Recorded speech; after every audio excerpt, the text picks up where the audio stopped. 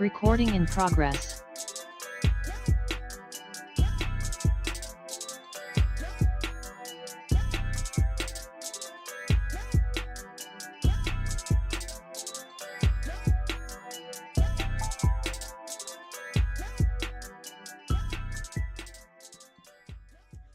Yo, what up, fam? What up? I'm your boy Trey Frazier. I got my brother Maestro Styles here with me today. Yes, sir. Yes, sir. Welcome, folks. It's another episode of the Barbershop Sports Talk Podcast. A special shout out to all of our folks watching us live right now on YouTube, Twitter, and Facebook.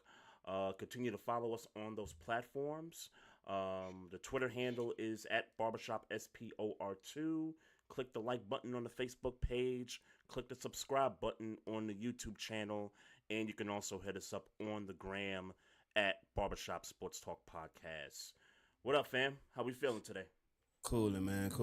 We, trying to keep busy, and Lord knows there's enough shit to do. So, hey, man, just taking it a task at a time. That's what's up. Hey, How man. you?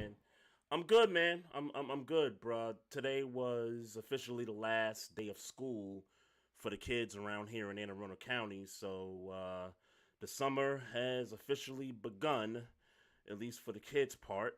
And looking forward to this Mexico trip in about a month. And that's going to be fun. At least, once we get there, it's going to be fun. I'm not really looking forward to the travel portion of it, but it's here. Summer's here, man. And we had a game last night that concluded with a championship.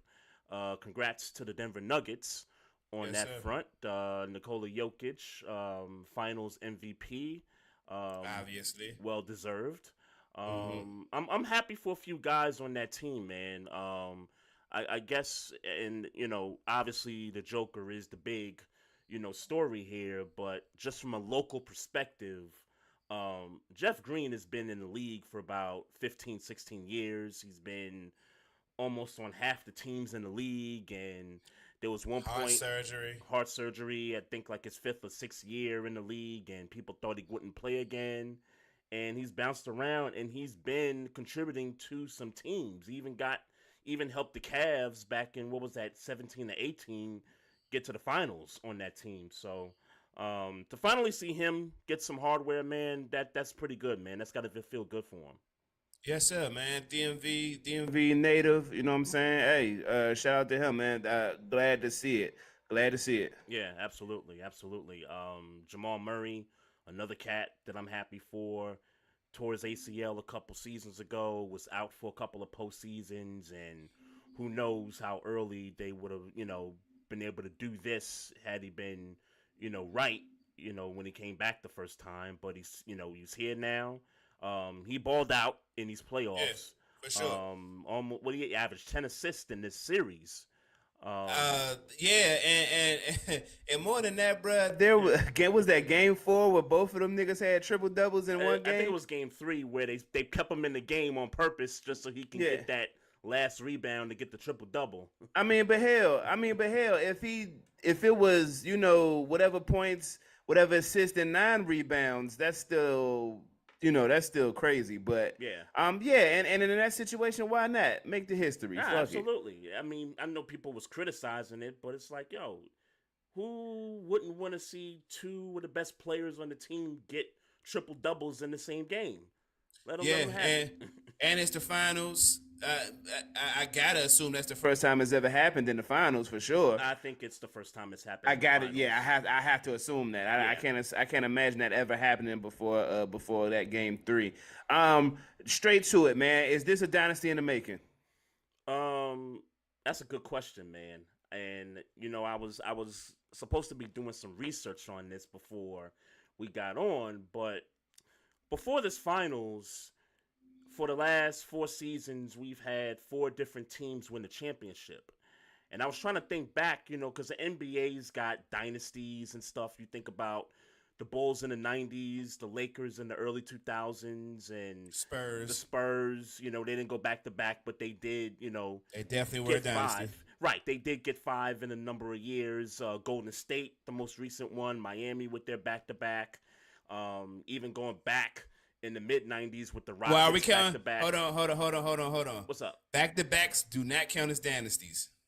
Well, I'm trying to get to a point here. And okay. You're right. You're absolutely right. Okay. The just win 2 in a row is not a dynasty. We agree there. Okay.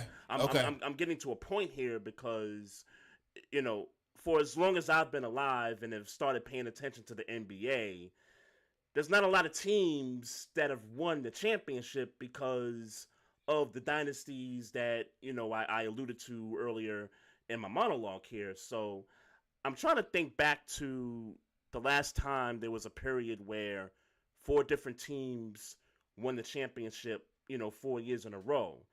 And before this finals happened, you got to go back to maybe the mid-2000s where you had the Heat with Wade and Shaq do it in 2006. You had the Spurs do it in 2007, Boston in 2008 with the Big Three, and then the Lakers, the revamped Kobe Lakers in 2009. That was the last time that happened with, 4 teams 4 years in a row, different teams. This is the 5th. This is 5 years in a row with 5 different franchises winning, going back to Toronto in 19, the Lakers in the bubble, Milwaukee a couple years ago, Golden State last year, and now Denver, right? Mm-hmm. I'm thinking you got to go all the way back to the 70s. If you're looking for the last 5-year stretch where it was 5 different teams doing the championship. That's what I'm thinking, because 80s it was all Lakers and Celtics, with the one year where the Sixers won it in 83. And so to answer your question, is this a dynasty in the making? I'm not so sure yet, man. I'm not so sure. Well, here's what I'll say. The Warriors are clearly on their way. This is clearly the end of that dynasty. That's clear. Who else? I mean, who else has really got a core? And I won't say a young core, because Jokic is what? This is 8th, 9th. He's 28. Yeah, but so but it's his 8th season. But I think. but he's certainly in the prime of his basketball right now. Correct. I think that's as well as Jamal Murray. Well as Jamal Murray, right? So what core 2 or 3, if you want to go there, is messing with them right now? I mean, just on paper, Are we talking just Western Conference or both conferences? Both conferences. Well, you got to look at Boston. If they don't break up Tatum and Brown, I won't say that they're going to break them up. What I will say is that they are. It's a real conversation about them breaking up. I agree with that. It's funny. You those are the first. That's the first duo you brought up, because I got a chance to watch Cam podcast, Stephen A, and they asked him to rank top duos in the league, and and his thing, what Stephen A said about the not Stephen A, I think it was Cam who said it about the Celtics, and it made sense when he said it, is that they don't play off of each other, meaning Brown and Tatum. So it's like, while they're a good duo because they both individually score, right? I don't know that they can beat Denver when Murray and Joker is clicking and playing together. One high, one low. I don't know that they can compete with that. I don't know that. Right. I mean, LeBron is at the end of his career, so that's about to be broken up. I mean, maybe KD and Devin Booker. I was gonna say maybe the Suns. Let's see what happens, because since we last did the show, Chris Paul got waived, and so now you're looking to see, okay, what Phoenix is going to do at that point guard spot. That's going to be interesting. I know people have been talking about Kyrie as a possibility. Van Vliet opted to not go into that final year of the contract. We'll see where he ends up. I'm bringing in Van Vliet. I mean, if the money's there, and I don't know what their money situation look like. Right. I'm looking to get Van Vliet in Phoenix if I'm Phoenix. Yeah. I'm looking how I'm gonna get Van Vliet. I can see that. I can see that being the case. So yeah. So you got a couple of options that's out there right now, and maybe Phoenix is that team. Maybe Boston. Maybe this incarnation of the Boston Celtics is not it yet. Let's see what they do with the other surrounding parts. I mean, Al Horford. I mean, God.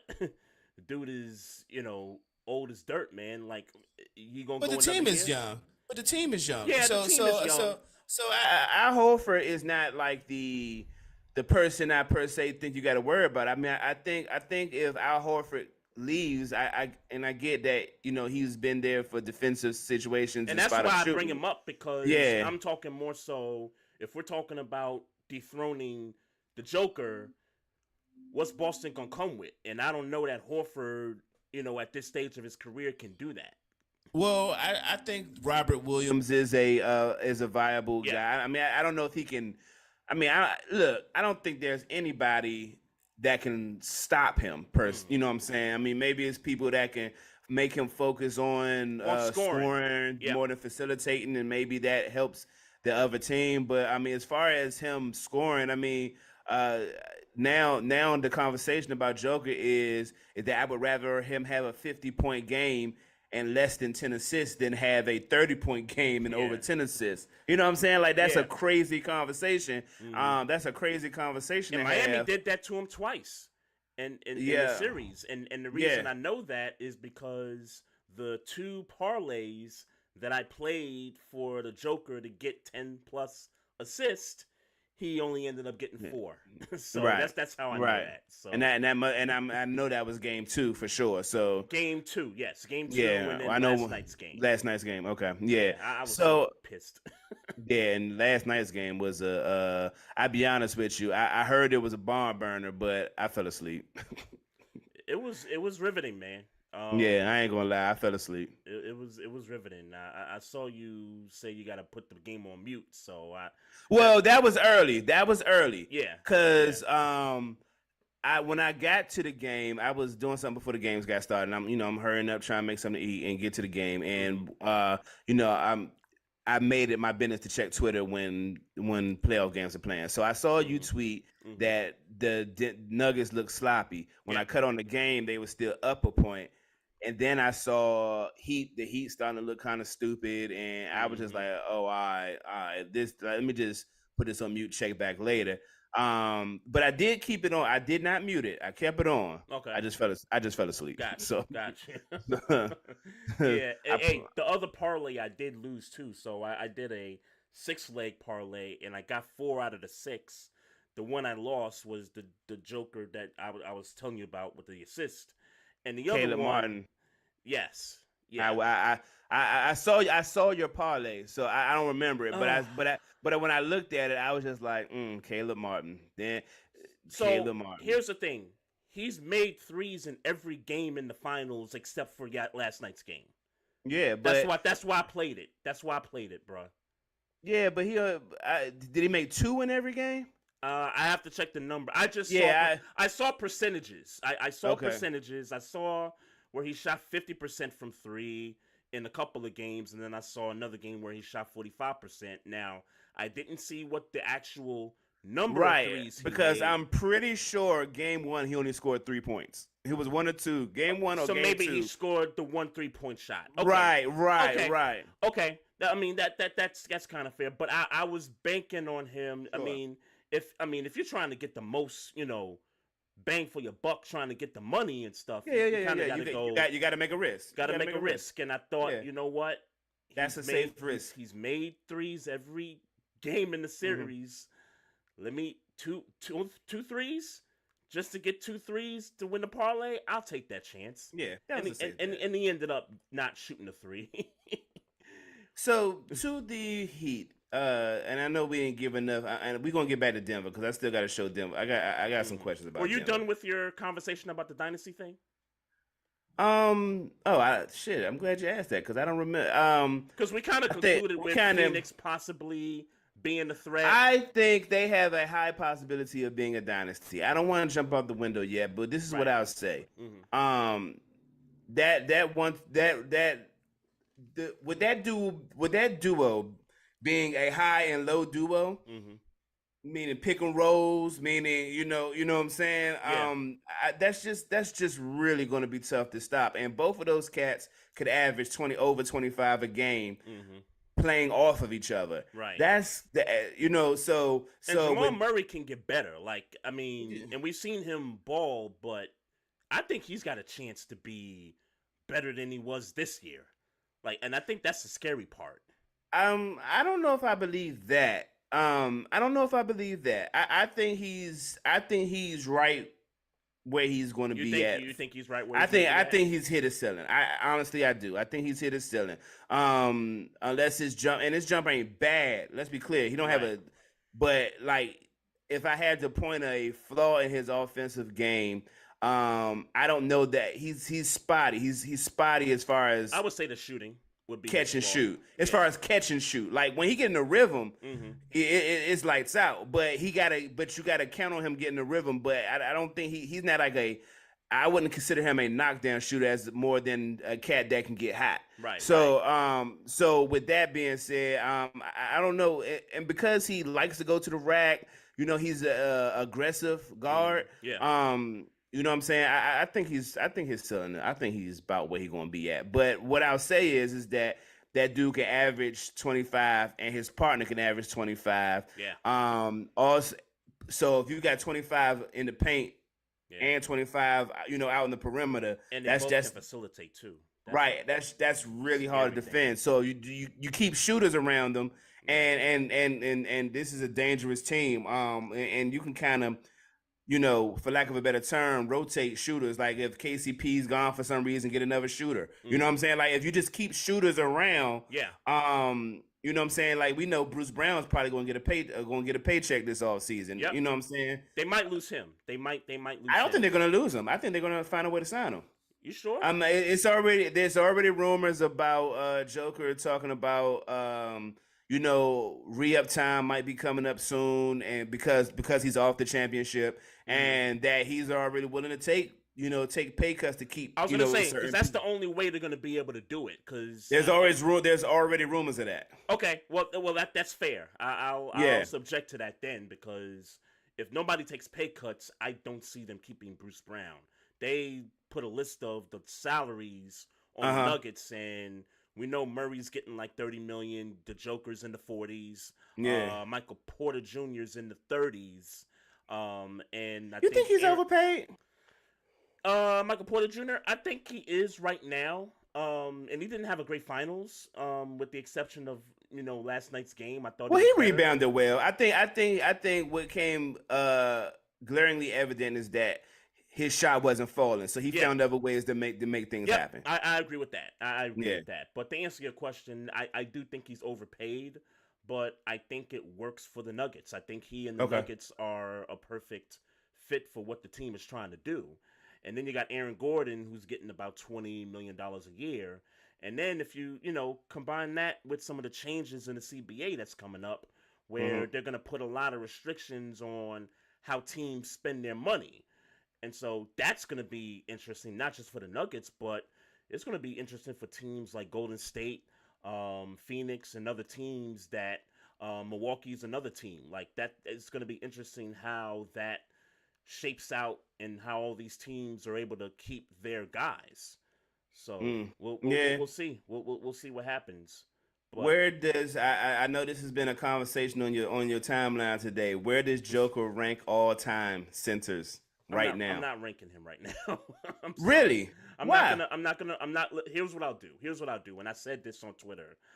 I won't rank him, but he now belongs at the table along with the Hakeems, the Kareems, the Wilts, the Russells, and the Shaqs. Like you have to put him at that table now. And so he's top 10. Yes. Is he top 10? I yes. guess you gotta put him top 10. Yeah. I guess he's in the he's in the top 10. But as far as ranking him, is he 5, 4? Like I don't know about all that. Like I'm willing to wait. Fair. I'm willing to wait some more years to kind of do that once he's eclipsed the apex of his career. All right. Well, I'll tell you. I will throw this out here. I heard this on Joe Budden podcast, and it tended to piss some people off in the background. But I'll pose the question. Yep. Right now, is he better than Patrick Ewing? Yeah, he is. Wow, you didn't even flinch. He is. Okay. So all right. I wanna explain Okay. something, and I'm glad you brought that up. I want to explain Yeah. something, and shout out to my guy OJ Spivey up in Philly, What up? because and even he's kind of run into some things where he's seeing all these lists of great centers and stuff, and there's somehow a lot of disrespect for Moses Malone. Now, Right. I had to double check. I had to look at the stats, and I'm like, wait, this dude won MVP 3 times. You Mm-hmm. know, won a championship. Multiple All Stars, multiple All NBA first teams, and I asked him. I said, why do you think they tend to like when they talk about great centers? It seems like Moses is the guy that doesn't get talked about a lot. Mm-hmm. And he kind of jokingly said, "Oh, they're just trying to make room for the Joker." But I think Moses, me personally, he's top 10. Yeah, he's and he's better than Joker because Joker hasn't finished his career. Now, I'm not saying that I know he's going to eclipse Moses Malone. Mhm. I'm saying that Moses. There's a few people that we just can't finish the conversation about what Joker's ceiling is. Yeah. Because we're talking about legendary centers whose season had like when you looked at, I saw the little graphic on that you posted. Yeah. And I was like, yeah, like these are complete careers. Yeah. And Joker is still working on his complete career. Like he just literally hit his prime. Right. So it's hard to say. Like we can't compare him to Shaq right now. We can't compare him to Wilt right now or Russell right now. Like because these are completed careers. 14 championships and or Hakeem Olajuwon. You can't these are finished careers, right. And this dude kind of just hitting his prime. Not right. Kind of, he's like just hitting his prime. Well, I ain't gonna say just. He's been in his prime for about 2 or 3 years. Yeah. So and he's got a few more years of that prime. He's got a few more. Right. So I just won't put him in that list yet. Because he hasn't finished his career yet. And I'm glad you brought the list up. And I did retweet that list from when OJ posted it. But the thing that stuck out to me about that list, and I tell people all the time, look, I'm a Knicks fan. I rock the UN Athletics. That's my guy. I got his basketball cards up on my wall right now. Hall of Fame center. Some people say he's arguably the greatest Knick ever. I don't agree with it, but he's, at least for me, he's the greatest Knick to me that I've seen for me being alive as a Knicks fan.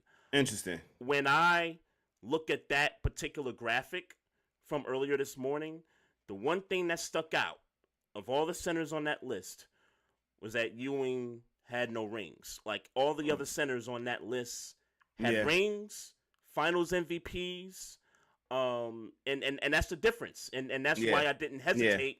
That's why I didn't hesitate to answer that question you asked. Is Joker better than Patrick Ewing? And I think you got to start there with no rings, and I don't want to make that the end all be all. But in some respects it is. It's the rings, no finals MVPs, no league MVPs. I think that's pretty important too, because all them centers, including David Robinson, league MVP. You know what I'm saying? Right. Moses, 3 times league MVP. Kareem, 6 times league MVP. You know what I'm saying? So, Joker, he's better than Patrick Ewing. But this is not to diminish the contributions of Patrick Ewing. He's an all-time great Knick, a Hall of Fame player. Even going back to his Georgetown days, he was great at Georgetown. So respect to Ewing. But Joker's better. Joker's better. Career-wise, we're talking about career. Career-wise right now. Because, see, when Ewing got in the league, Ewing had to learn, I don't want to say had to learn how to shoot, but he was working on his shot. You know what I'm saying? Like when he went up against Hakeem in the finals the first year, and Hakeem just, did the move on him, and Patrick didn't know what to do with him. That offseason, he had to work on his shooting. He had to work on some moves, and he came back, and, Patrick did improve on that stuff. But as far as being a facilitator, that was never really Patrick Ewing's game as far as, that's concerned. Right. So, like in those aspects, I mean, let's be clear. This nigga Joker averaged a triple-double in his finals. Yeah. Yeah. This nigga had a 30, 20, and 10 joint. Yeah, Like it's crazy, man. It's just, but the lack of athleticism with him, I think, is the crazy part. And he could put up all those numbers while not being like, jumping out the, gym. You know what I'm saying? Yeah, it's interesting. That dude is interesting to me. He's become interesting to me now because I'm watching him. This Bama don't even know how to pop champagne. Mm-hmm. He coming out talking about he don't even want no parade. He want to go back home. He will to his horses and all this. I'm like, bruh, you are the biggest athlete in sports as of right this second. Right. And you telling me that you would rather be back in your country where, and I'm sure you the man of your country. But I got to imagine that it hit a little different in America when you the man in America. So this leads to another conversation. Do you think the NBA, from a marketing standpoint, has to be concerned about the direction of how the league is going over the last, several years? Meaning what? Meaning all these players that have won MVPs recently. You got Joel Embiid. He's not an American player. The Joker, not an American player. Giannis, not an American player. Oh, I told you that. I told you that this was planned. I told you this years ago. That shit was planned. Is it best for the NBA when it comes to marketing the players? Because at the end of the day, the NBA is still an American sport. At the end of the day. But it's my belief that they have every intentions that this is a plan. Like when Yao Ming came out, this is a plan to start having 1 or 2 or 3 games a year, right? Or maybe 5 games a year outside of America. So here and here's why I bring up this question too, because before this series started, there was, this is not an interesting finals. It's so boring. Like, Ma Dukes called me up after game 1 and was like, "What you think about the finals so far?" I was like, I thought it was cool. She like, "This is boring." Like, she just came out flat out said, "This is a boring finals."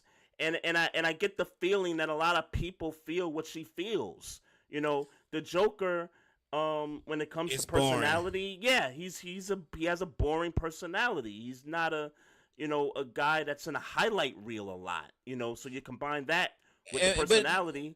I'll say, look, I think it's more of the personality than it is his play, because he'll give you a dime every now and then that look, you know what I'm saying? Right. And no, he's not the most exciting player on the court, but he does enough for that highlight thing to kind of be like, he's all right in that respect. Mm-hmm. The problem is that he don't talk. Don't nobody want to hear him talk. In America, you know what I'm saying? Like, he don't say nothing interesting. It's all cut and dry answers. It's not really, like, he seems like when you watch him talk to, I guess it was Lisa Salters he was talking to, like, he just looked uninterested for real. He just like, right. Like, and don't nobody, at least with Embiid, he looks like he's interested in having the conversation when he's having it post interview. Embiid can talk. Embiid is gonna give you something like media, post game pressers, that kind of a thing. Embiid can give you that. Giannis, I think, can give you that. You know what I'm saying? Yeah. Well, Giannis gave it to us. He gave it homo. He gave it to us when we talked about it when it happened. When he went to his diatribe about failure and how he sees failure. You know what I'm saying? Like, he'll give you these headlines every when they're necessary. So he's clearly done that. Embiid with the process and all, he's clearly done that. But Joker, he just gives you these real boring ass answers, like he don't really want to be there, and that may be problematic. But the thing is that if he keeps on winning and he keeps on balling while he's winning, look, man, I don't know that people would care. I don't know that people would care. So I'll say this. I think moving forward, I think the league is going to have some sort of balance when it comes to who's the face of the league now. Because I think if you go back who's the face of the league now, in your opinion? Who's the face of the league right now? I still think it's LeBron and Steph for real. Okay. I still think it's those two guys, and it kind of goes back to the whole, you know, they're American players, and so the American public can relate to them more than they can relate to the foreign guys. So you don't. Okay, I'll say this. I think the faces of the league are Steph Curry and Giannis. Okay, I can respect that. I'll say that. Now, obviously, LeBron is still there. You know, like, you know what I'm saying. But it's clear that he's phasing out. On. Yeah, it's clear that he's on his way out. Steph Curry, more recently than LeBron's impact, has changed the game. Like, it's the reason why the Joker is shooting threes. It's the reason why Embiid and Hale Horford, for that matter, is shooting. Like, these fives and fours are shooting threes because of Steph Curry. And because of Steph's game, Steph can play he's another still 6 years. He's still him. Yeah. When he decides he don't want to dribble, and as much as he dribbles when he's trying to find a shot, he's still one of the best floor runners in the game. So he could still. I mean, you saying 6? I'm saying 10. Because even when he's not that guy that do all the ball handling, he's still good for a run, catch, and shoot. I was curious. How old do you think Steph is? I was just curious. 33, 34. Okay, you're close. He's 35. Okay, so that's why I said about 6, because that puts him at 41 years old there. So you think he can play till about 45? I think he could. 45. Catch and shooting. Catch and shooting. He just wouldn't be Steph as we know him. Right. I think the league is soft, so he's not gonna be getting nobody gonna be getting a whole lot physical with him. I mean, unless he just flat out don't want to play. You know what I'm saying? Yeah, I think he could play 10 more years. Yeah, so I think this too.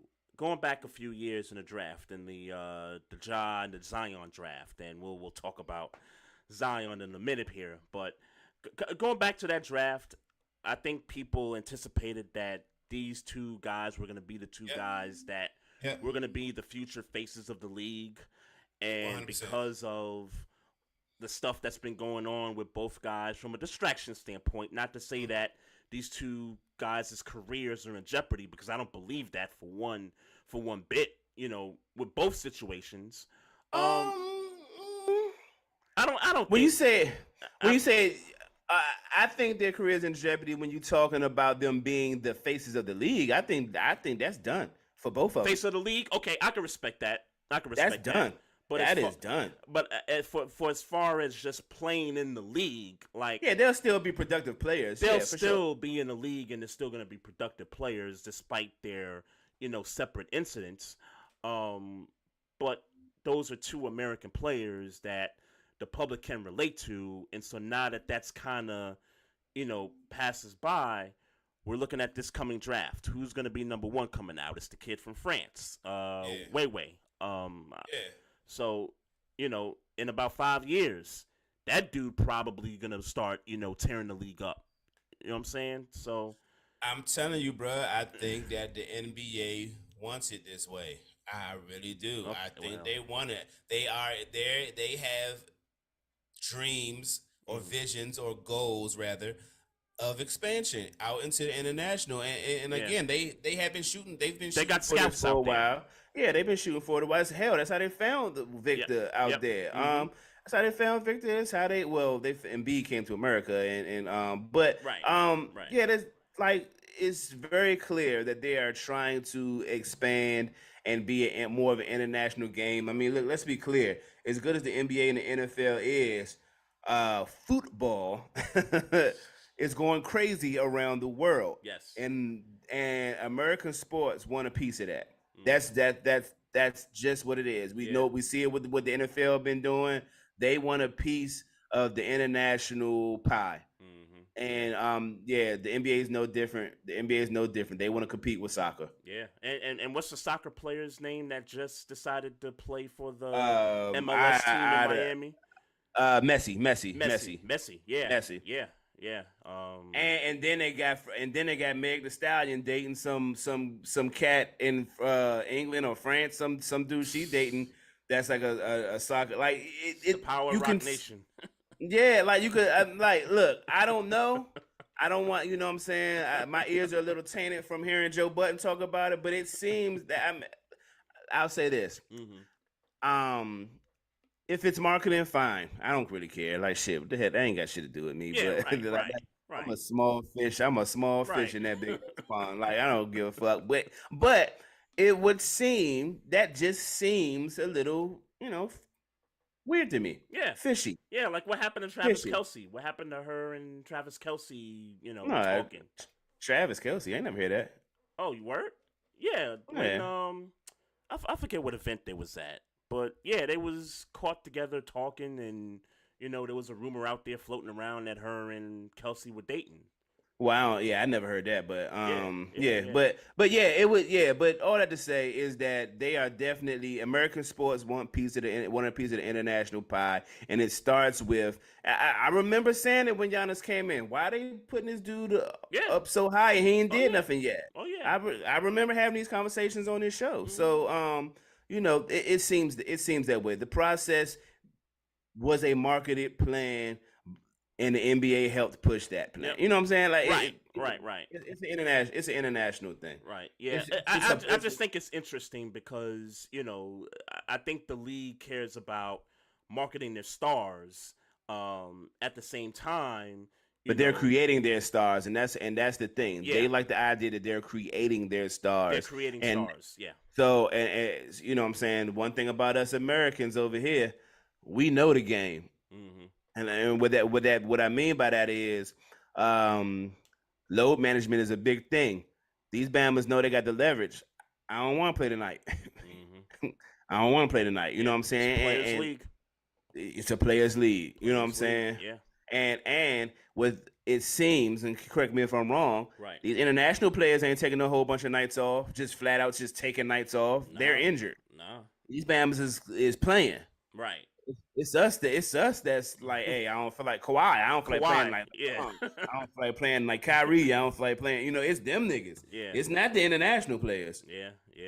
That's a fact. Well, it's crazy because everybody labels the Spurs as the poster boys for load management. Well, the Spurs were, one of the few teams at the time that went international with their players.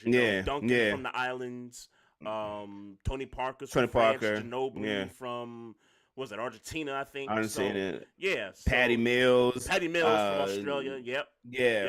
Yeah. So it's weird how that all kind of comes full circle there. I don't know, but let's be clear. Who else was there? Kawhi Leonard. Right, and that's why I bring it up. Yeah. That's why so it would seem that Kawhi Leonard took a lesson from that playbook and has applied it. Right. Hey, I know you wanted to talk about the Heat side of it. Look, man, I'll be short with it. The round of applause for the Miami Heat. They overachieved. Period. Big time. Period. On heart, they overachieved, but they did overachieve. Yeah. Jimmy Butler looked tired. There's no way to slice it to me. He looked tired. People were saying like you did in the bubble. Yeah, I mean, look, man, the dude. With all respect to Caleb Martin and Gabe Vincent and Strus and whoever else you want to name who was contributing scoring wise, it's Jimmy Butler. Yeah. Did you see his numbers per round? No. So that first round series against Milwaukee, that's where he went apeshit. Right. In those two games, I think he averaged almost about 30 points a game in that series. And it's funny because we never saw that Jimmy Butler again the rest of the way. Like not even against my Knicks and not even against Boston. And not even against the Nuggets here. Like we didn't see that Jimmy again. And so Knicks, he averaged about 25. Boston. Well, in Jimmy Butler's defense, in his defense, right, role players turned up. Yeah. Where he didn't have to, role players turned up. Yeah. Where he didn't have to do as much. In the later rounds. Yeah. They definitely turned up where he didn't have to do as much. Right. Like I said, Vincent caught fire. Caleb Martin caught fire. Strus was hitting him. You know what I'm saying? Like, so in his defense, he definitely. In his defense, he definitely calmed down because he saw that his team was holding it down. But he was still getting his, I'm sure he didn't get under 20 points a game per se or a series. Except for this series against the Nuggets, he averaged 17 points. Really? I didn't realize he got that low. He averaged 17. He averaged 17 points a game in these finals. Yeah. Wow. Yeah. Wow. Yeah. That's a problem. Those numbers, like I said, each round, numbers went down. Those averages went down. So wow, that's a problem. You could attest it to being tired. You could attest it to the injury from the Knicks series in Game 1. I don't know how healthy he was when he came back. Right. Well, you can bet you. I thought about this last night, and I'm surprised I didn't tweet it. I thought about that very thing. Watch around mid-July is going to come out. Jimmy Butler was injured the entire playoffs. It was something that's going to come out. Yeah, I was thinking about that too. So have you heard the rumor about the guy that wants to go to Miami? No. So Dame. Yes, I'm sorry. Yes, I did. Dame. Yes.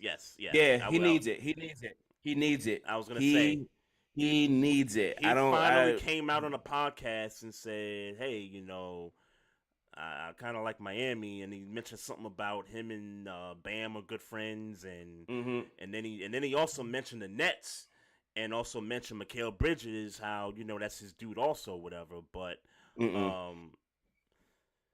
yeah, that's gonna be interesting, man. That's Heat. Go to Heat. Dame, go to Heat, bro. I don't know how it's gonna work out. Go to the Heat, bro. Like, go ahead and get Kyle Lowry up out of there. I was just about to say that will definitely happen if they get that big ass contract. Get him out of there. If you gotta get Kevin Love up out of there, get him out of there. Udonis Haslem is gonna retire, obviously. He ain't taking up no cap space. He's taking up something. Every little bit helps because you're gonna have to pay that man. Dang. Sure, but pay that man.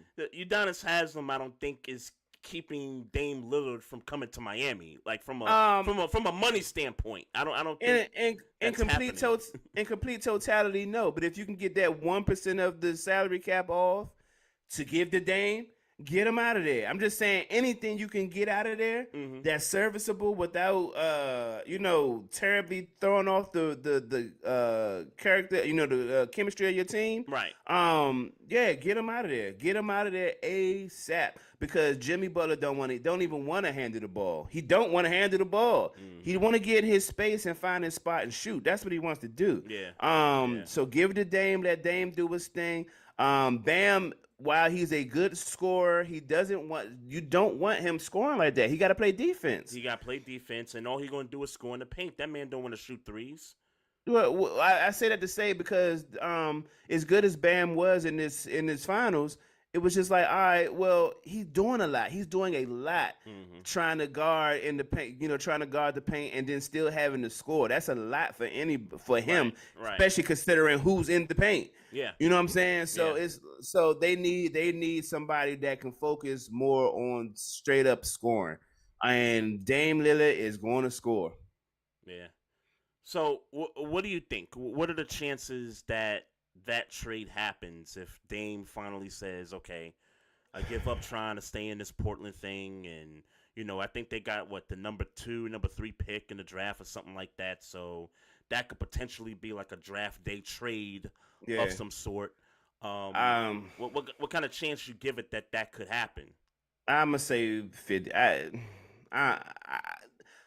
don't know. I don't know because I get that he said that on a podcast. I wanted to say 50-50, but that's a cliche thing to say, and I don't like saying cliche shit. I know it's a players' league. That I know. Yeah. So normally when people say I want something, more times than not, teams oblige and find a way to get it done because we don't want you on our court playing like shit and fucking up the team dynamic. And we all know that you won out. Right. You know what I'm saying? So he has no trade clause, I don't think. He doesn't have I don't know. I know that he says he want to get to if he's saying he wants to go to the Heat, then there's got to be a way it can get done. That I know. Yeah. You know what I'm saying? And it starts with Kyle Lowry getting up out of there. It starts there. That's an easy cut. I hate to be the guy. The money's there. Like, remember, Kyle Lowry's getting $30-something million. $30-something million, right? That's an easy cut. You start there, and then you kind of work your way down, and you see, okay, Kevin Love, like you said, Yeah, you could go. Whoever else on and that I would team. imagine that Kevin Love ain't making a whole bunch of money while you talking shit about Udonis Haslem. I mean, sure, he's making more money than Udonis Haslem. He's making more money than Udonis Haslem. I don't know if it's that much more. But yeah, I think you look at that. Strus is interesting. Strus is interesting. Well, I say that because I think he's a free agent. People been talking about Strus is, going to start getting the payday at this point based on his play in the playoffs and stuff like that. So if the Heat have to say, hey, go find your money and get paid, then I believe that's more likely going to happen than a Dame Lillard trade to Miami. Like, I think that happens first before Dame, there's even a thought that, this trade goes down. So it starts with Kyle Lowry and getting his contract up out of there. And Dame is in the 40. I think Dame is in the maybe 50s, like maybe $50 million a year with the contract he's got. But figure it out. You're gonna have to trade some stuff because let's be clear, the Heat have been in the finals. What, 2 out of 4? 2 out of 4 years. 2 out of 4 years. Yeah. 2 out of 4. Hey man, they got to feel like they're close. They got to feel like they're close. Yeah. And there was a number 1 seed in the regular season last year. Yeah.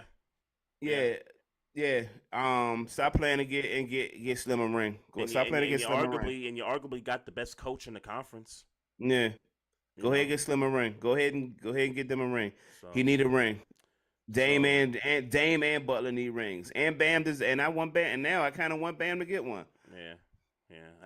I don't know if I want the Heat to get rings, man. They got rings already, bro. I mean, what's the last ring? 12 and 13. 13. But yeah, I don't know. Yeah. I could live without them. I could live without that organization. I'm sure you could. Not getting any more rings. I mean, look, I had a little chuckle this morning when I seen almost immediately you changed your Avi. Yeah, absolutely. Yeah. Absolutely. Almost that. Yeah. The first thing I did this morning. Like, and I probably should have did it last night when they clinched last night. But right. But yeah, that's the first thing I did, man. Get that thing up out of there, man. You know who else we got to shout out while we still kind of on the finals? Stanley, the owner, Stanley. Kroenke, that's his name. Mm-hmm. He on a run. Shout out to him. He definitely on a run because he got 2 hockey teams win recently that he owns. The Avalanche. Yeah. The Avalanche, they won last year. And then some like not NHL hockey team won one recently. Mm-hmm. Obviously the Rams won. Team. I thought it was a soccer team, but maybe. Mm-hmm. And then the Rams. And Rams obviously, then they'll get in Denver their first one. So he definitely on a little run now. So you got He got that city on a run right now. He kind of had the not this is the city, but him because the Rams. He's on a run in terms of the assets winning titles, but he owns the two Colorado, the basketball team and the hockey team. The hockey team won last year around this time, and now the Nuggets win theirs. So they get 2 parades, back-to-back years. That's not bad. That's not bad for that city. Not at all. That city doesn't see that much often. I mean, the Broncos, I know they got one a few years ago. Before that, it's kind of been a dry spell. So, you take it while you can. If you're a native of that city and you root for those teams, you kind of take it and appreciate it because they don't come around too often. Who's the cat that Big Kev 303? Big Kev 303. Yeah. Shout out to him. Shout out to him for sure. Shout out to him for sure. Also, while we doing shout outs, man, I think it's important to highlight this brother who got back into the boxing ring over the weekend. Adrian Broner got back into the boxing ring over last Saturday and won. He hadn't been in the ring in like 2.5 years. I think it's important to highlight this brother because the last time we talked about him with Alex, we was basically like burying his career, like this dude was done. And for him to, I understand that I didn't know this before the weekend, but I understand that he was struggling with alcohol. alcoholism and some whole lot of mental. I mean, the mental issues. I think we kind of seen no shade, but I think we kind of saw it. That and he changed management teams. I think we kind of talked about that with A-Train was on. Yeah, he switched up with the management as far as that's concerned. Yeah, he went through a lot of changes and a lot of stuff, man. Yeah, so shout out to him. Good to see a black man on his redemption story. I hope that works out because nobody has ever denied that when he on his shit, he's one of those guys. He's a hell of a boxer when he on his shit. He's one of he just was never on his shit. He's one of the best trash talkers. You know, pre-match, post-match, like he's a highlight reel for real. Like when it comes to that trash talk. And that's cute, but I'm talking about actually when it hit the fan, he's a talented boxer, and it was more. I mean, I think it's safe to say that as of right now, it's kind of like the guy who a whole lot of bark and no bite. Like he like you said, he great at talking shit, but he go in the ring and lay eggs. Right. So it's good to see him. I didn't watch the fight, but it's good to see him back in the ring. It's good to see him get a win. And shout out to him. I hope, like I said, I hope this is his second round, and that he turned up like he should have when he was young and in charge. Yeah, so to say. Yeah. I'm happy to see him back, man. That was good to see him back in the ring. Hey, I got one more basketball point I wanted to make, since we're kind of talking about speculation about players on the move and stuff like that. So I did hear something earlier this week, and so your Wizards have been changing personnel in the front office, and for the better. And I think that what the moves they've made in the front office are warranted, and they needed some change there, which is kind of bringing up the speculation that the Wizards want to start over. Like they want to strip down the entire roster and build it up from the ground up, which would involve a Bradley Beal possible trade. Kuzma, I don't know what his situation is. Porzingis is under contract. So there's been some rumors about Bradley Beal, and we know for the last several seasons, particularly these off seasons, there's always been this Bradley Beal trade rumor, and kind of like Dame, he's like, yo, I don't want to go nowhere. I want to stay in DC. I want to get my money. I want to play ball, and the playing ball part, I wish we could see more of, because he hasn't been on the court a lot over the last several years, whether it's due to injury or just rest or whatever.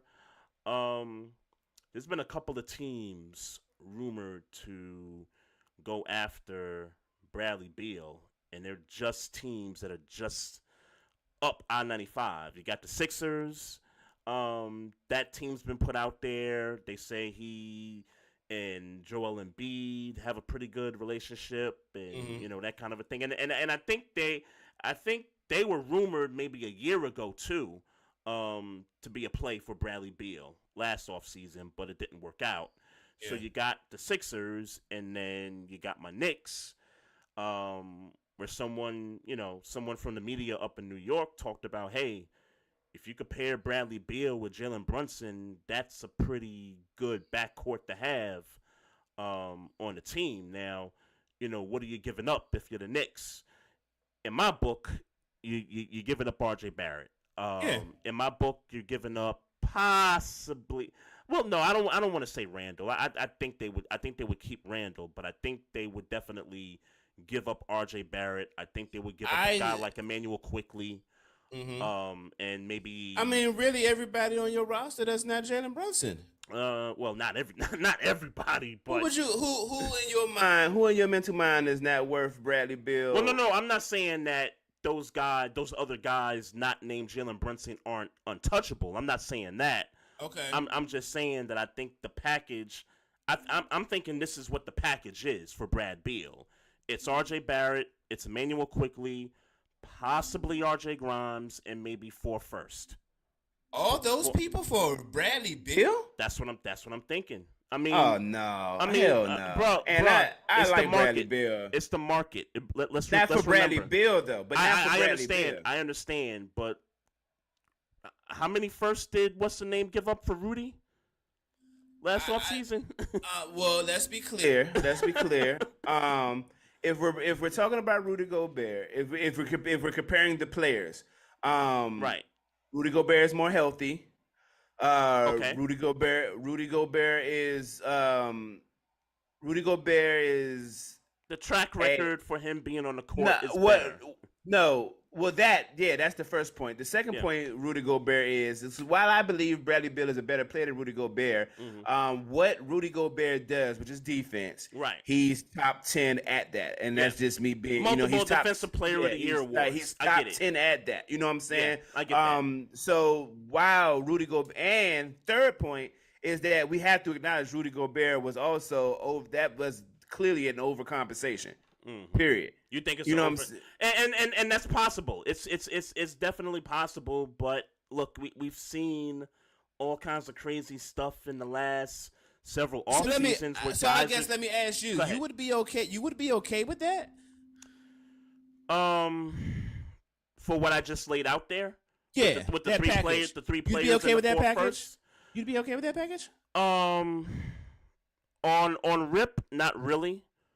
Yeah, but I just know deep down inside that when it comes to negotiations and when it comes to, I guess, desperation at this point, because I don't know how desperate the Knicks are at this point. Not to cut you off, but what? There's no way you believe that the Knicks at this stage are desperate when they just overachieved. Well, I don't know, because look. You know how it is, man. This fan base is impatient. The media in New York is impatient, and when you got two parties that are impatient when it comes to this team, historically, this team has made some bad decisions based off of that. So here's what I think is a reasonable package. Okay, I think if you send quickly. Maybe Grimes and a low draft, like not a first round, let's say a second round. And even they saying that out loud, that seems kind of ridiculous. Let's say RJ Barrett, a second rounder with two players in a second rounder seems like a lot for Bradley Beal in his declining stage. Let's be clear about where he is in his career. And let's factor the money too. Let's factor the money. Like, okay, that's fair too. You got to factor that too. You got to factor the money in. That's fair too. Yeah. Okay. So so then, all right. If I'm considering money, let's say RJ Barrett, Grimes, in a first. I think that's fair. Now, as a Wizards fan, you think that's what they would ask for? You think that's all they would ask for? In this new regime, if the rumor is that they're trying to clean house, no, because they would try to get more because they're trying to rebuild. Okay, but I think that if they countered with RJ Barrett, who did I say? Grimes and a first. Oh, just a first, yeah. In a first. Let's say two first. Let's say two first. Barrett, Grimes, and two first. Okay. I think the Wizards take that. Okay. I think the Wizards take that. Okay. Let's be clear. That's not all that off. If they're talking about starting over, that's not all that off. That's not all that offloading. Okay. It makes sense. Although I think they would ask. I think they would ask for more. I think the Knicks would think about it, and if they're smart, they would probably counter. They would counter and say, "How about the two first?" And the two players instead. I think that's how that would go. Again, right, and so we're saying the same thing, and I think the Wizards would accept that. I think they would accept that. I mean, look, I get RJ Barrett hadn't necessarily panned out in New York the way they thought he would, but it's probably because it's probably Thibodeau coaching style. It's probably that. I think we talked about it. The team. I would guess it's the team. It's Randall too. It's Thibodeau's coaching style. It's also Randall because when we got Randall, nobody thought that he was gonna be what he was.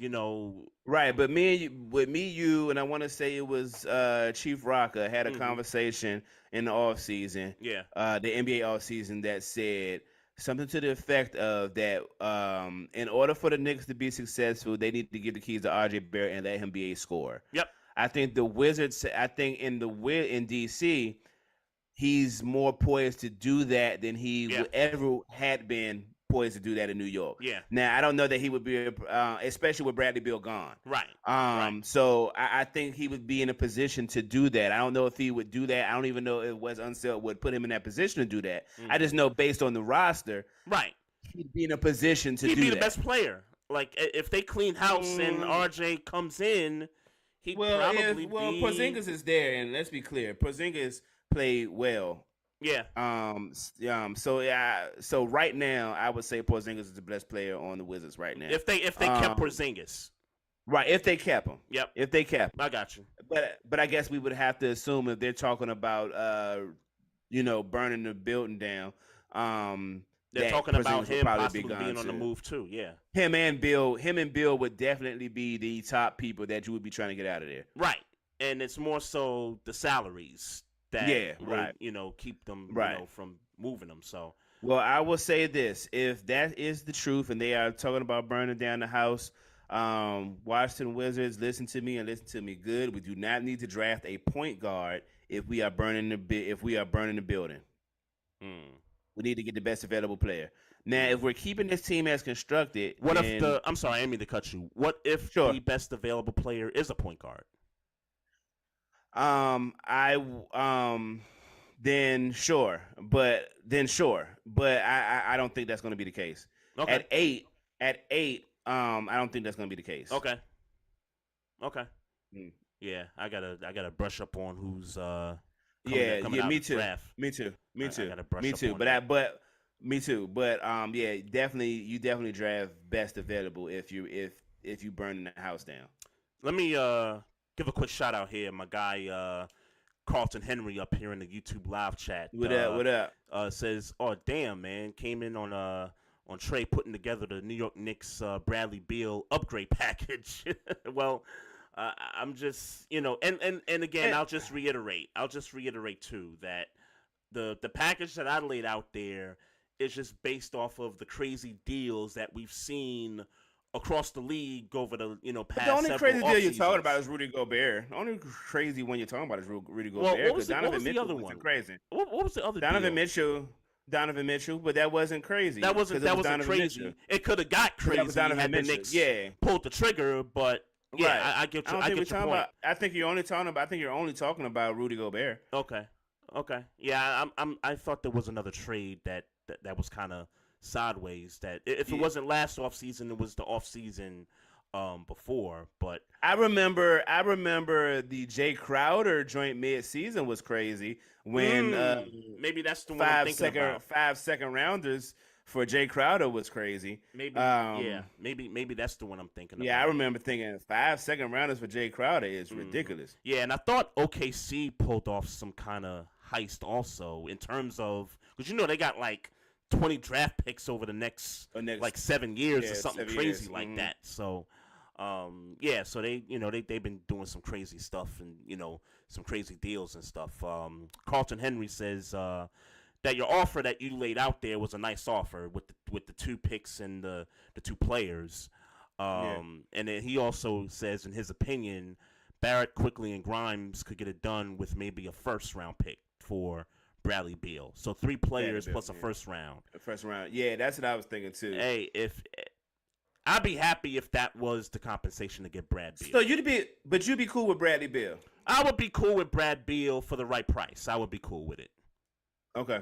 And look, I think Bradley Beal's issue is as much as he wants to stay in DC, he just needs to leave. That's what I think. Right. Like I'm not. Like, I think his 29 a game. I think those days are gone. But if you're telling me he can't, I still think he can get 23 to 25 a game with a fresh start. And we'll take that because Brunson's going to give you 24. 25, yeah. And if you keep Randall, right. Randall will give me 25 and 10, So yeah, so you in position. Yeah, for sure. Yeah, but I would stay more focused if I'm the Knicks. I would stay more focused on getting a couple of shooters on. Well, Bradley Beal's a shooter. Absolutely. So that would be one that he would be an expensive one. But he's a good one. He's a good one. Let's be clear. For certain. He creates his own shot. For certain. The name that in my eyes that just kind of kept floating around because I've been looking at free agent lists and stuff just to kind of see who's out there. But a guy like Gary Trent Jr. With the Toronto Raptors, he's 24 years old. If the Knicks took a shot at him, I wouldn't be upset at that. If we're just talking shooting, he a shooter. Is he a shooter? I don't think he's a shooter, but I think he's better than what we got. I mean, he's got better than what you got. Okay. Shooting, as far as shooting is concerned, he would be better. Because what you're talking about, we're not talking about a guy off the dribble shooting. I think what you're talking about is a guy who can sit in the corner. Yep. Catch and shoot. Right. You know what I'm saying? Yep. I know Bradley Beal does that. Yep. You know what I'm saying? And even if you want to chase him off, he can create a shot. Yep. I don't know that Gary Trent is a shooter. I'm not saying he's not. I'm just saying I don't know. Mm-hmm. Yep. Carlton Henry says in the chat, if Amen Thompson falls to 8, you got to grab him up. And I got to figure out who Amen Thompson is because I don't know who that cat is. But look at Big Kev 303 just came in the YouTube live chat. What up? Congrats on the Nuggets, man. Congrats, man. I feel like he might have said that to us, and I kind of laughed him out the gym earlier this year. So if that's the case, man, I apologize. You was right, man. And I was wrong. Hey, your city turned up, man. I'm seeing white dudes hanging on traffic poles, doing pull-ups and stuff, and falling into crowds and all kinds of crazy shit. Y'all turning up in the city, man, for certain. And deservedly so. Yeah, they could. But talk. What I will say, why you bringing this up? Yeah. Why are we as humans so damn stupid? And the reason why I say this, I saw that 10 people were shot last night in Denver. I read this morning that 11. I think the number was like 11 people that got shot. That was in the area, not by the arena, but they were like a few blocks from where there was another celebration going on. It's wild. This morning I was thinking, like, why is that a situation where people need to get hurt if we're all celebrating? But then I realized everybody ain't celebrating. Some people was out here like, ooh, food is out here, and let me you know what I'm saying? Trouble's out here. It's funny, man. It's funny, man, because I thought about when the Nationals won, and granted, they didn't win at home, they won on the road. Yep. But when we all kind of, went outside, where everybody runs outside, and this is streets is blocked off, and I ain't gonna lie to you, man. I said I was out there for like an hour, and as the night progressed, something said in my head, "You know what, bruh? Go home." Something said, "You know what, bruh? Go home." And I did. Not that nothing happened, but I'm thinking about like these stories where 10 people getting shot. It's in situations like this and shit like this where everybody a little too drunk, a little too happy. Somebody bumped somebody that didn't want to be bumped, or you're around drunk people.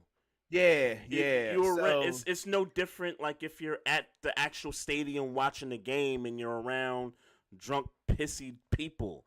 You're around drunk, pissy people in the street. And that's the thing, man. Everybody don't hold their liquor as well as me. I'm normally just happy. I definitely do talk a little shit, but you know what I'm saying? We're not going to fight. Like, you know what I'm saying? Like, we're not going to fight. We're not going to stab or shoot. We gonna talk some shit. I'm gonna say fuck you, bitch, nigga, and then he gonna say it back, and then we gonna go on about our business until it's, you know what I'm saying, because we all happy, you know what I'm saying, we celebrating, and you know what I'm saying. So it's for me, I don't like it. I don't like that, because people bring their kids to them types of situations. Like I just didn't like to see that this morning that 10 people were shot in a celebration of Denver Nuggets' first championship. I didn't like that. Yeah, I didn't like it either. Regardless of the situation, because yes, can the two instances not be mutual? Yeah, sure. It could be a separate incident from, but it wasn't the championship. But it wasn't. But yeah, it wasn't. It looked as if, and I don't know the streets of Denver like that. Yeah, but yeah. I would imagine that every block downtown was blocked off. I would imagine that there was a celebration of some sort going on at every bar and every place downtown. So to me, it's related in some way. People, we got to be better. Again, it's sports. That's all it is. It's just sports. It's sports. It's a game that you are that majority of us are not getting paid for, unless you gambling or something. Most of us are not getting paid for. It's just a game, and I get pride.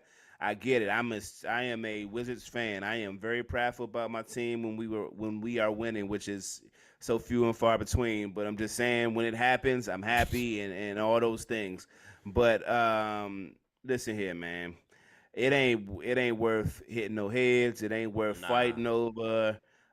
You look, a little bit of shouting will do the job, because we all supposed to be happy, man. So cut that shit out. Yeah, we gotta be better. Couple more comments here. Carlton Henry says, just hope it wasn't a hate crime. And then our buddy Big Kev 303 says that it was a fentanyl drug deal gone bad. Interesting. So it had nothing to do with the game. Hey man, that's why. Hey man, that fentanyl's no joke from what I've heard, man. Well, I'll tell you this: if that's a fact and I'm wrong that it had nothing to do with the game, then the way that story was released was trash. Mm-hmm. The headline, yeah, that shit was trash. In other Denver news, we'll make a quick beeline to the NFL, because this is not really important. Well, it is important in the scheme of football, I guess. Mm-hmm. The Broncos signed Frank Clark, man. Yes. That's a good fucking pickup. Yes. Yeah. That's a good fucking pickup. What a raid to get the rival. Yeah, get the team, get the guy that was on the rival. That is a good fucking pickup. And when I tell you that look, I'm not here saying the Broncos are all of a sudden going to be the favorite in the West. What I am saying is that he had to play with Patrick Mahomes, or play against Patrick Mahomes every day. Let me tell you what this is. This is a great Bradley Chubb replacement. Yeah, that too. Yeah, it's a great replacement for Bradley Chubb. Too. So, I'm with it 100%, man. And just to add to that, so we have a running back that is on the streets right now, and I would say he's a pretty damn good running back. And I'm surprised that teams aren't all over this guy yet. Pause. Dalvin Cook was waived by the Vikings after several attempts, I guess, to try to trade him someplace, and no team didn't want to give up the compensation, and rightfully so, in a sense that they know that the Vikings were going to cut him. Right. You know what I'm saying? Right. So in your opinion, who needs a running back? As far Miami. as Miami. Look, if I'm being honest, they don't need a running back. Not because look, Mostert and who am I? I forget the cat's name. Yeah, from San Francisco. Jeff Wilson. Jeff Wilson Jr. Jeff Wilson. Mm-hmm. They are a good 1-2 punch. But obviously Dalvin Cook is an upgrade, and clearly the Dolphins are trying to put together a Super Bowl team. That's what's very painstakingly clear. Yep. So with that being said, they absolutely have to get Dalvin Cook. He wants to go there. All those things are in he's play. got some ties there, I think. Yeah, obviously. I mean, didn't he go to Florida State? Yeah, he did. Yeah. Okay. Yeah. So obviously, I'm on the media bandwagon with that one. That is where he should go. Mm-hmm. Other teams. So my team here, it's the Buffalo Bills. They need a running back. Bro. They need a running back, 100%. They need a running back. They got to figure out how to get them, whether it's the money, whatever. They got to. And quite frankly, they need a running back more than Miami does. But I think that. But if I'm being honest, in my personal opinion, I think that the Miami Dolphins roster is more poised for a Super Bowl run right now than the Buffalo Bills are. I'm not saying they're a better team right now. That's interesting. But You get they acted that way. They acted that way in the offseason. They are putting. Look, man. You get Jalen Ramsey on the side of Xavier Howard. Xavier Howard. You Tyreek Hill on the other side of Jalen Wilder. You made moves in the offensive line. Like you're doing all the things that Bradley Chubb coming in midseason. You're doing all the things that say, hey, we want to win a Super Bowl ASAP. Yeah. We got a young quarterback who we believe that if we put the pieces around him, this is Super Bowl formula. You're not paying the quarterback a whole lot of money. That's always going to be the guy that you're paying the majority of your money to in your salary cap. Yep. So at least traditionally, so we got him cheap right now. Put everything around him right now, so we can win one, hopefully two. While before we got to pay him. Yeah. That's what's happening. So I say he should go to the Dolphins first. I agree with that. Buffalo needs him as well. If I had to pick a third team, because I really hate that I'm this way, but I only think about people who have aspirations of being far in the playoffs, deep in the playoffs. You know what I'm saying? Right. So Jacksonville, and I'm not saying Jacksonville needs a running back. I know they got Etienne, but Jacksonville's a good team right now, so never mind. A trash team. Who's a trash team? You think about a trash team that could use him? That could use a running back. Oh, there's several. That could use a running back. Trash team. There's several. Several. Yeah, I'm thinking about teams in that same division, like what, Houston, Indianapolis, maybe. Houston definitely needs a running back. Indianapolis, but then that's how you feel about Dameon Pierce, because Dameon Pierce was cooking last year. Yeah, that's true. But that would be a good 1-2 punch, though. Sure. You said the Colts, Colts, but Jonathan Taylor. I just forgot about Jonathan Taylor. But I don't know. But my money, go ahead and get him to the Dolphins, so the Dolphins can see if they got the quarterback they need. Right. Because I know it's been a lot of maybe we should get rid of him. Well, you put a team around him and he can't get you a ring in 2 years. Maybe you're drafting a quarterback anyway because you wasn't sure about him to begin with. And I would think about the teams that just drafted quarterbacks too, right? So you got a young quarterback, a rookie quarterback, and maybe not to put too much responsibility on your young rookie quarterback. Dalvin Cook is, I think, the perfect supplement to that. And so when you think about those teams that healthy, obviously. So when you think about teams that got rookie quarterbacks, you're thinking about teams like the Texans, the Colts, Carolina, but they got Dante Foreman, so I don't know. And Miles Sanders, and they got Miles Sanders too, right? So I don't know if Carolina would, kind of fall into that. Who's the other team that got the quarterback? Was it Tennessee? I thought they drafted a quarterback second round though. Levis. They drafted second round. Levis in the second round, yeah. But I there was a fourth team that there was that drafted because they was all front to back. They was all 1 through 4, wasn't they? Or 1 through 5? No, it was 3 and 4. It was 3 in the first 4. It was Richardson went to the Colts.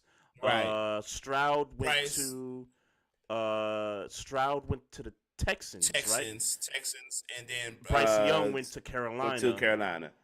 Who's the fourth quarterback? Who are we missing? Oh, I felt like there was a fourth quarterback in there, but whatever. My guy Carlton Henry tried to help out, but he said the same teams we just did. So but yeah, I think if you're a team that's got a young guy like that, Dalvin Cook would definitely be a perfect supplement to that. Like a team that could be like that startup team that nobody sees, coming out of nowhere. That surprise team. I could see Dalvin Cook being a part of something like that. But for the sake of just championships, I would like to see him on a contender. Yeah, and I think he goes to Miami with that running back.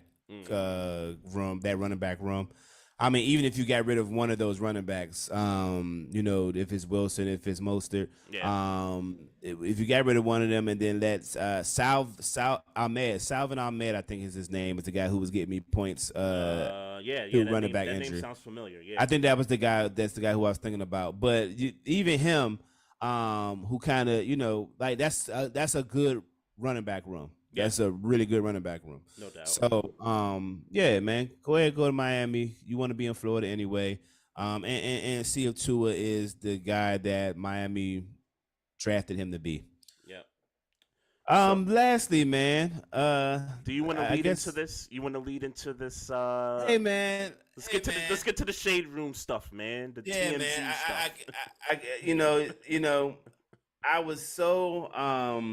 I was so interested in this part when I saw it because I'm familiar with this porn star. I'm familiar with her. I know a close coworker who's familiar with her. I won't dare share that story online, but man, I ain't mad at Zion, man. Zion Williamson basically came out with his baby mama. Monroe Rose is Monroe Rose, not Rose Monroe. Okay, it's Monroe Rose, who used to be at some point a stripper. Right. But he got her pregnant, and they did their gender reveal, and they're all happy, and it's a beautiful introduction to the situation they got going on. And Moriah Mills, who is a porn star that I have seen on many a porn videos in my porn watching career, came out tweeting, basically airing Zion out, saying shit like that she might be pregnant. You was just eating his ass. You was just smashing me a week ago. Yeah, said she was trying to help you get in shape and all that stuff. She takes credit for getting him back in shape. Yeah.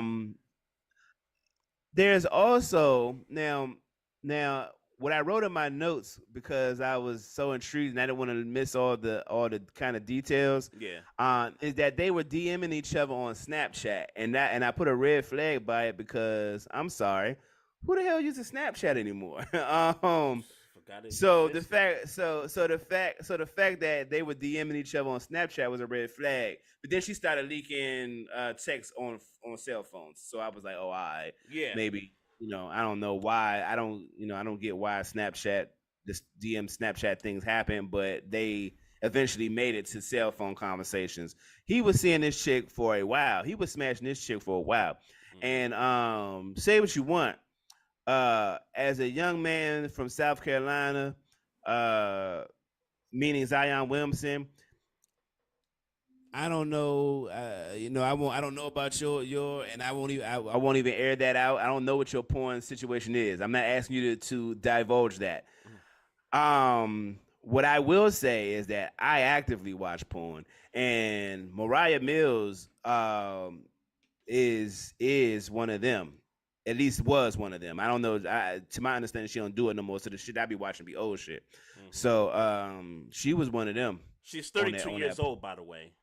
Yeah. So I don't think she, like I said, I don't think she does it anymore. She got one of my favorite porn scenes. I went back to go look for it the other day when all this shit came out. I didn't find it for some reason, and that bothered me. But shout out to Moriah Mills. But I will say this: Zion Williamson is a young man, 24, 25, 22, something like 22. Shit, even younger. 22, so years old. Young and dumb, seeing these women on the internet and wanting them on the internet and actually getting them.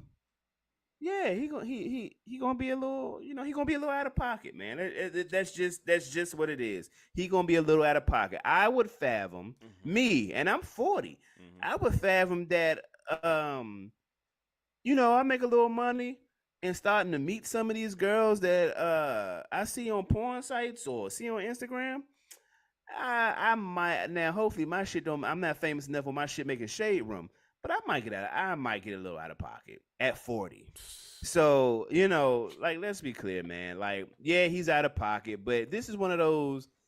All right, bro. Like, you out of pocket, but nigga, you 22, and these is bitches that you've been beating off to since you was 15. Like, what you want the nigga? What you want a nigga to do? Shout out Carlton Henry here. Says not one of them. She is still in her prime at 32. So Carlton Henry thinks Moriah Mills is at the apex of her game. Well, I don't think she's doing porn no more. I don't think she's doing videos at 32. So that's okay. That's why. Yeah. Okay. So and I'll tell you why. And when I saw a recent picture, because I don't follow her on social media or nothing. Mm-hmm. So when I saw her, like, pictures of her at 32, it don't look like, respectfully, she don't look the same. Like, you can tell now looking at it, I'm like, oh, those was her when she was younger type shit. So one of the first things I thought about when this story broke out was Zion. I think you need to go get some tips from Jimmy Garoppolo. They call him in the media porn star Jimmy, and somehow Jimmy Garoppolo moves a certain way when it comes to the females he be, rolling with.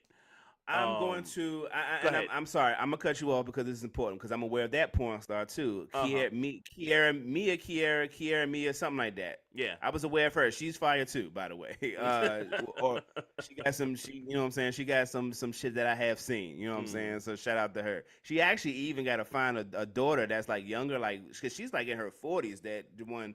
Jimmy Garoppolo talking about, close to her 40s. Right. She got a youngin that's like 20 or something. I don't know if the youngin is in the porn or not, but she at least be doing like little fitness videos on Instagram. Yeah. Last I seen her, and she bad too. But the shorty, Kiara Mia, is an OG in that shit. So she not going to do no messy shit like, airing out. I think Kiara Mia knew what it was, and that maybe Moriah Mills didn't know what it was for whatever reason. She didn't know what it was for. Right. You know what I'm saying? So I think it's a difference. Jimmy Garoppolo wasn't 22 years old. Jimmy Garoppolo but was more the out reason here why I said, hey, if you Zion, maybe you need to talk to Jimmy. Okay, G gotcha.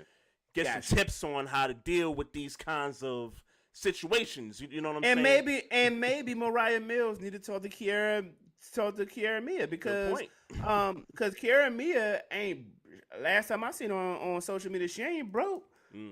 Yeah, she got paid well, and I'm sure that Jimmy Garoppolo has got something to do with that money, and several other rich or well-off people in the world got something to do with her money. Right. So outside of her doing her own thing, you know what I'm saying? So maybe she got something to learn too. Reference purposes, yeah. Yeah, man. Just for reference purposes, right? Yeah, man. Second thing I was thinking, in my opinion, because I think the other piece to the story that I think you left out, correct me if I'm wrong, that she was a bit salty that she wasn't the one that was pregnant, and that Zion got the other girl pregnant, the one that they had the reveal party with. I don't know, because I'll be honest with you. As of yesterday, I saw people on Twitter saying, hey, I'm about to unfollow her because she's still tweeting about it. So I can't pretend that I saw all of the tweets. She was going in, like she was going crazy for like over the course of 4 or 5 days of just tweets about like I said, stuff. people like I said, I saw on Twitter people like unfollowing her because she's tweeting so much about the situation literally a week later. You know what I'm saying? So I don't know that she was jealous that she didn't get pregnant. More what I saw was that she felt like the chick got him, trick, right. You know what I'm saying? whereas she felt like she was being the ride or die Joan that was, yeah. Well, not necessarily better. She was riding for him to her account. Yeah. Like, I was with you through this, and when you was hurt, I was doing all this, and you was eating my ass, all this nasty shit, And she also threw out the idea that she possibly might be pregnant also. Yeah. And but I think that was just yeah, that was a scare tactic. I think that was just more of a. I think it was just something to say out of hurt. I think it was something to say out of hurt. I just genuinely, I'll be honest with you, man. I think this motherfucker, for whatever reason, and I could be wrong, I think in some respects her feelings was hurt. Yeah, I think it would seem that way. That's possible. Yeah. I also think, and maybe now that you're saying that she's not in porn as much anymore, if she's not at all, one of my thoughts is that she might be trying to get her one-way ticket out of the game by being with Zion. Maybe she ain't trying to hustle, and I'm sure she hustling. Yeah. I know for a fact she's hustling. Right. Because of my partner at work. So I know for a fact she's still out here hustling. So maybe she don't want to do that no more. Maybe she just want to find her a young dude that don't know no better, happy to be around her, and will pay for her to keep herself up because he liked the illusion. And be happy, and not necessarily be happy ever after, but be well off, be okay, where she ain't got to hustle no more. Right.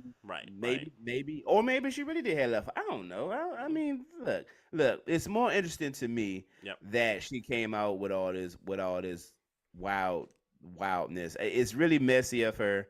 But hey, I guess that's how the game go, right? Yeah. And my final thought on this too, I posed a question in my head. What do the Pelicans say about all this? Absolutely nothing. Absolutely nothing. Not a damn thing. Yeah. This does not affect his status on the basketball team. Yeah, for sure. It doesn't. What I would say to Zion, I would be more concerned about, are you getting healthy to the point where we're gonna get to see you back on the court again? Because I tell you, missed some time. I tell you, his weight gain is that's explained to me now. He was laying up. He was fucking and eating. That's what he was doing. That is explained. That is what he was laid up eating, and he was fucking. That's what he was doing. Yeah. I want to see the dude on the court.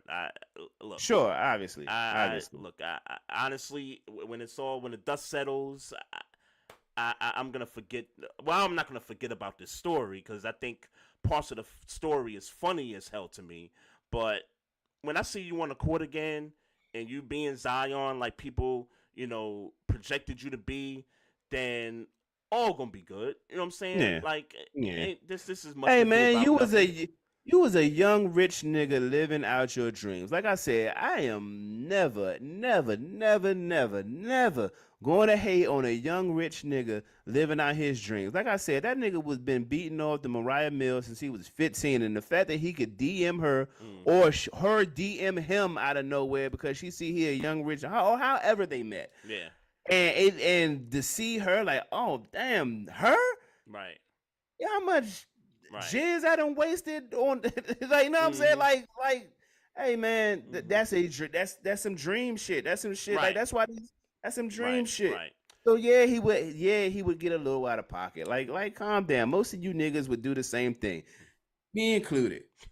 One more question for you before we move on in relation to this. So I saw somebody tweet an interesting question in relation to the story, and they said that the way she was ranting, for days and days about the situation and stuff, imagine if the roles were reversed, where she was the 22-year-old star and he was the 32-year-old porn star or whatever, occupation that is. Like, imagine a 32-year-old man ranting about that kind of stuff. Man, shut your pussy. Man, shut your pussy ass up. Shut your pussy ass up. That's it.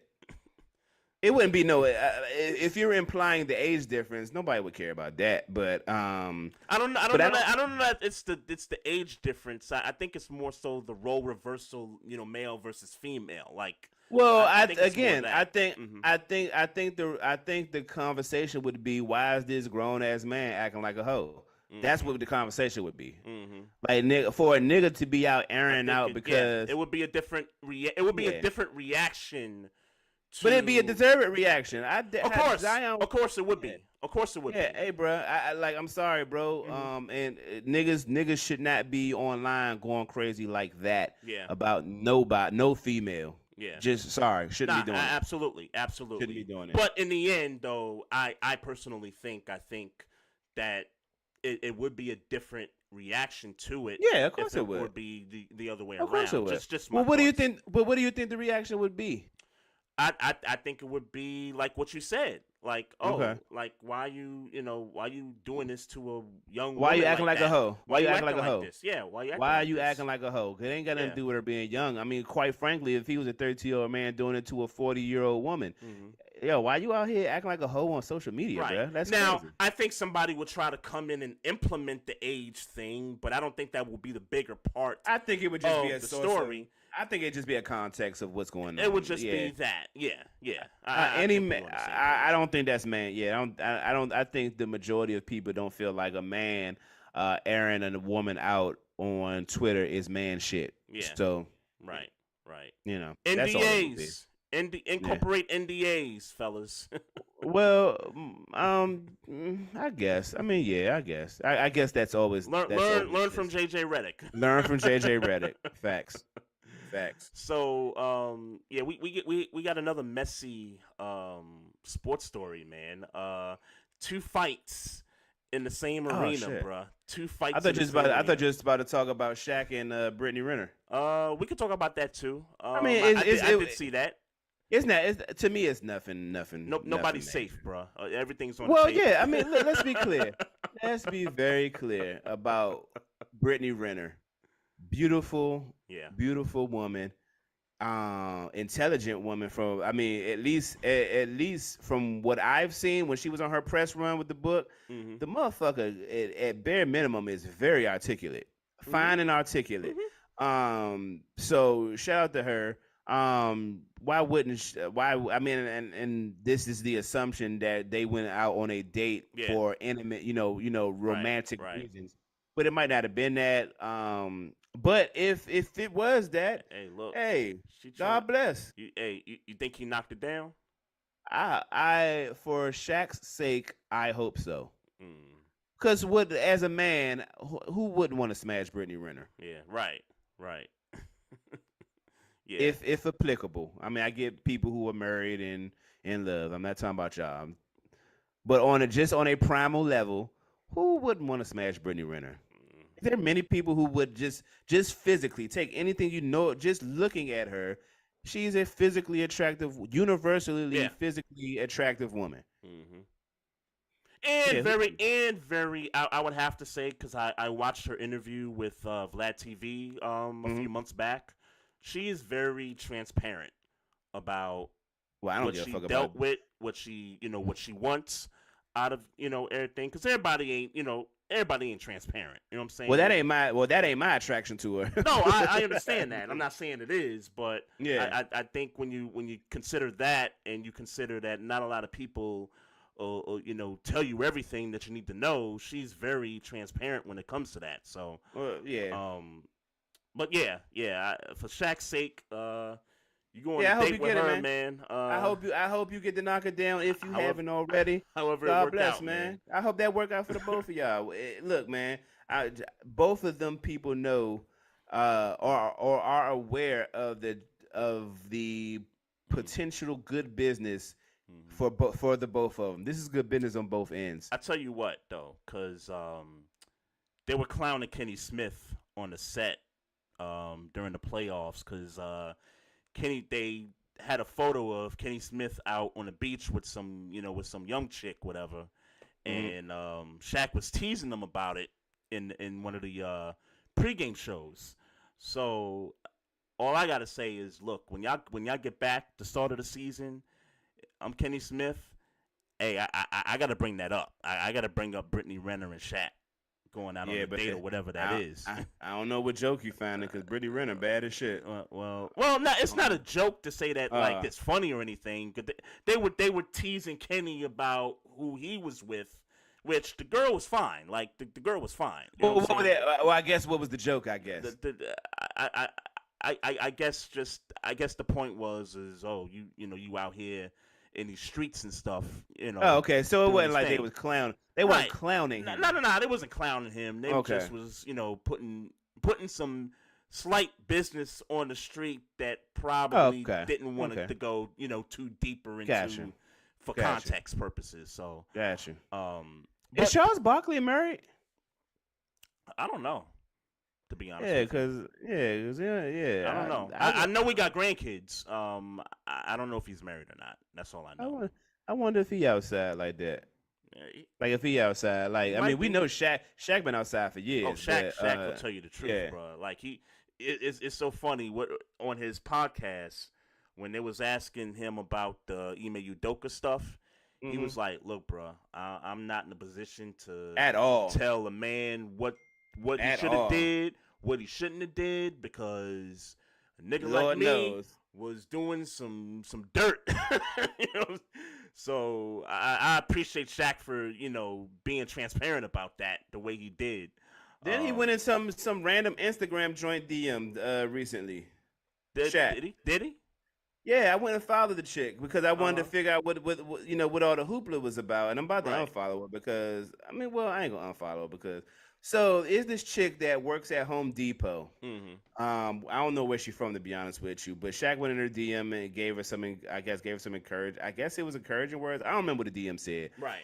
But Shawty be on there talking, she be on her spreading the good word about Jesus. You know what I'm saying? But her Instagram been blowing up since the Shaq DM apparently, and I just literally when you was coming into the Zoom call, I was listening to her talking about how all this newfound fame is fucking with her at her job. She can't take pictures at Home Depot no more. You know what I'm saying? Like it got a little crazy for her since that.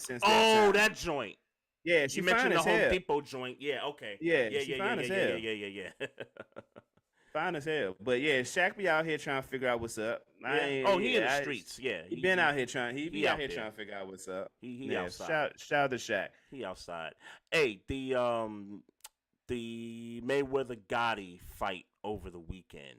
Which, by the way, I had no idea what was going on. But I had no idea what was going on either. He bought Zeus. He bought the Zeus channel, or he's some type of ownership of it. Something like that. Yeah. So that's not the first fight he has put on.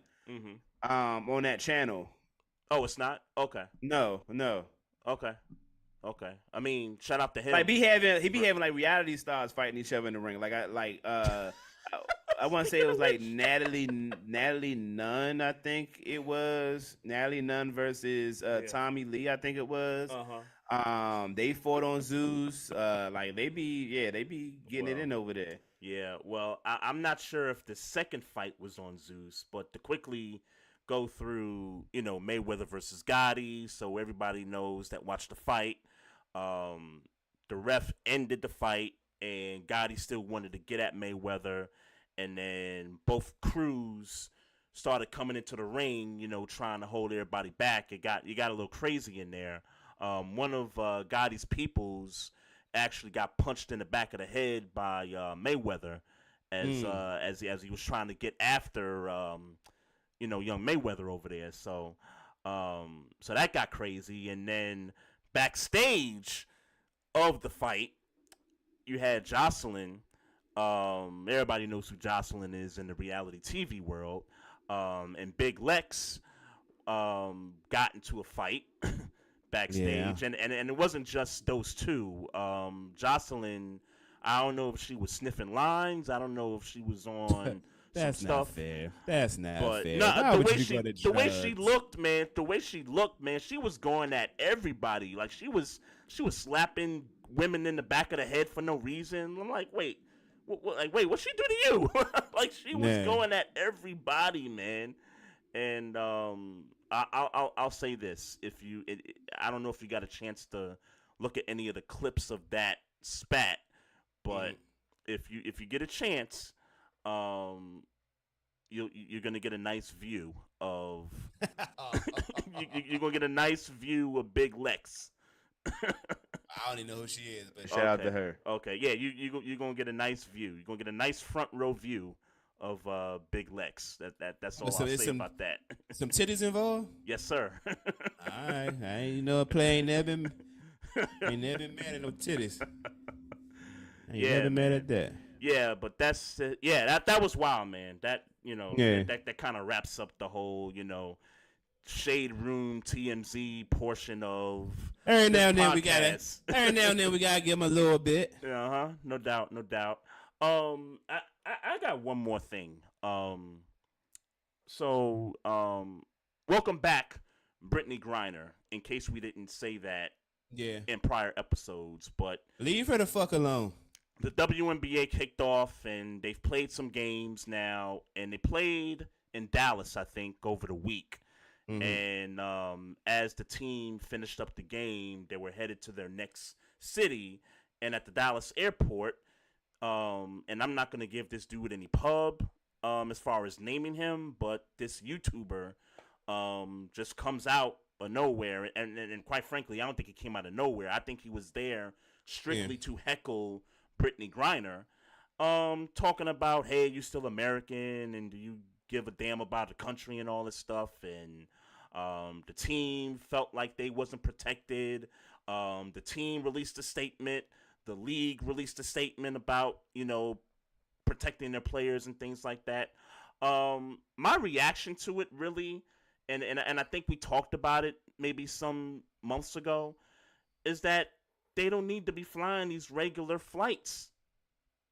Good luck funding it. I know. I understand. I understand it's a money issue, but as I've said, maybe a couple of times here, some of these owners that own WNBA teams also own NBA teams. Right. And there's more resources with those particular programs than it is, say, a team like the Connecticut Sun, who the ownership, I'm sure, doesn't own an NBA franchise. So, right. Get it together. Got to do better in regards to that. Yeah. They deserve, the women deserve chartered flights. They really do. They deserve it. So they do. They do. So you got anything on that, or I don't. I don't, man. Leave her the fuck alone. And look, to all you YouTubers, look, I get it. Content, you try and pop off, and there's certainly money in creating content on YouTube and Instagram and TikTok and etc. Mm-hmm. I would caution YouTubers and content creators of that ilk to hey man, everybody not gonna be as nice as Mano was. Mm-hmm. That's all I'll say. And at some point, you're gonna catch somebody at the wrong time. You talking about when dude was asking him for his chain? Yeah, everybody ain't not gonna be as nice as Mano. I'm just, and that's what I say, man. I would caution y'all to, try something a little less invasive. Yeah, for real. Try something a little less invasive. The Shannon Sharp joint, the one where he had his dog and he was walking from the conveyor belt to his terminal, and the dude was just filming him. And Shannon looked at him and was like, yo, like, you serious? Like, you for real? And the dude was like, yeah, why not? I'm like, what the hell kind of interaction was that? So, and before we go, yes, we do. I'll make it short. Yep. Congratulations to Shannon Sharp. His last day at Undisputed was today. Yep. I respect Shannon Sharp that he acknowledged Skip Bayless for what he did, because regardless of how I feel or how he may feel, Skip did give him a shot. So that should be applauded. Mm-hmm. But I'm glad he's gone, and I'm glad that he used that platform as a pedestal to get to his next bag. Shout out to Shannon Sharp. Looking forward to his next gig. Looking forward to what he's got coming up. For sure. No doubt. Shout out to everybody in the YouTube live chat, Facebook, Twitter, wherever you're watching us. Appreciate the support. Continue to follow us on those platforms. Follow us on the YouTube channel. Let a friend know to let a friend know. Subscribe to the channel. We got the Facebook page going as well. Click the like button. You can hit us up on Twitter at Barbershop SPOR2. And we're on the gram, too, at Barbershop Sports Talk Podcast. If you got questions, comments, you want to email the show, email is barbershopsportstalk1@gmail.com.